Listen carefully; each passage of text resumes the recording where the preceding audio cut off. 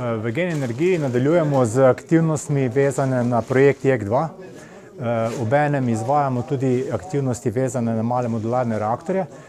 V ta namen smo ustanovili posebno ekipo inženirjev, ki se dedicirano ukvarja samo s to problematiko.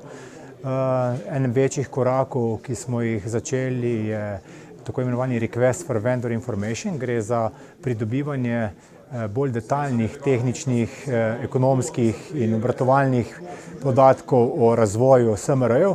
Pri tem smo izbrali najbolj napredne dobavitelje, tako da ta projekt se seveda nadaljuje in seveda kot povsod na svetu spremljamo tehnologijo in planiramo v bodoče vedno več resursov vlagati tudi na SMR-je, ker vidimo, da gredo tako JEK2 kot SMR-ji z roko v roko v nadaljevanju energetske strategije Slovenije.